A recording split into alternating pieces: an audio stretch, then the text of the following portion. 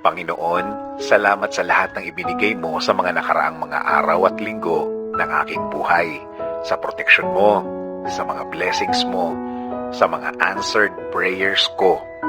Salamat, salamat Panginoon. Alam po namin na kapakanan po namin ang una sa inyo bilang bahagi ng pagmamahal niyo sa amin, Lord. Salamat sa lagi kayong andyan, salamat sa lagi niyong pag-alalay sa amin, lalo na sa mga tulong ninyo sa mga problema namin, Panginoon.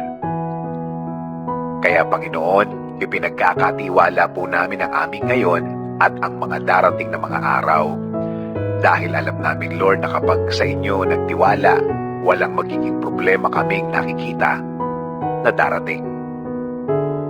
Kayo na po ang bahalang magprotekta sa amin. Iiwas niyo po kami, Panginoon, sa mga problemadong sitwasyon at mga problemadong mga tao, Lord. Kasi, Panginoon, kung kami lang po ang gagawa nito, hindi po namin ito kakayanin. Hindi po namin alam kung anong magiging sitwasyon namin kapag napunta na naman kami sa isang problemang hindi na naman namin alam kung saan pupunta.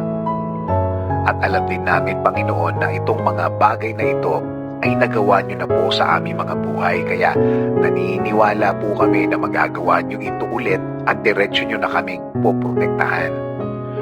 Panginoon, kasama na po ng aming pamilya. Even though we're not together always, every minute, every hour of the day, we know, Lord, that you will also protect them, God. Panginoon, alam po namin na maganda po ang plano ninyo sa aming mga buhay.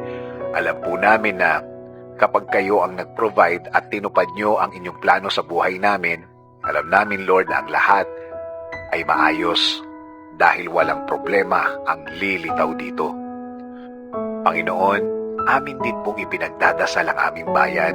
Patuloy nyo po sanang pagalingin ang aming bansa, Lord. Ayusin nyo rin po ang kinabukasan ng aming bayan, Panginoon.